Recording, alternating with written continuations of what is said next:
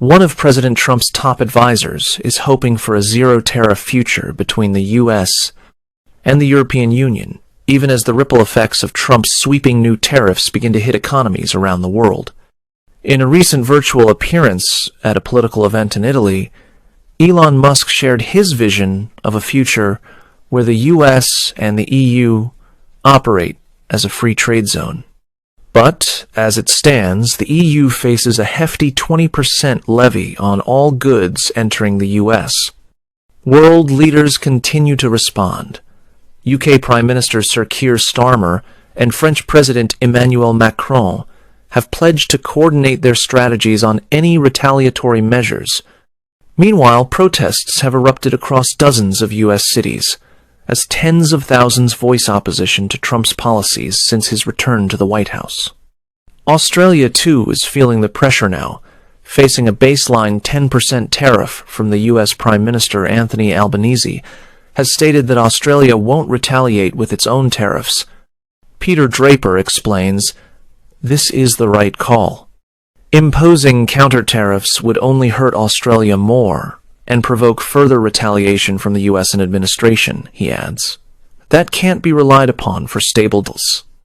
Instead, Australia is strengthening its long-term strategy, economic diversification, and building trade resilience.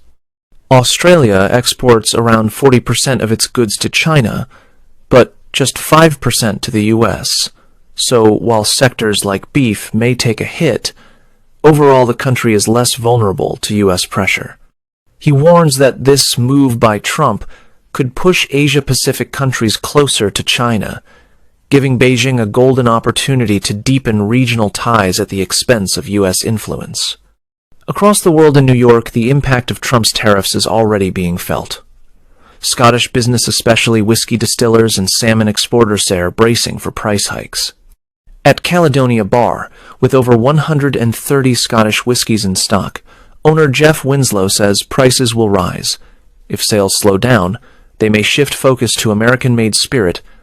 On the Lower East Side, Stephen Wong, who supplies Scottish salmon to Michelin-starred restaurants, says costs may rise, but he'll stick with Scottish imports due to their unmatched quality.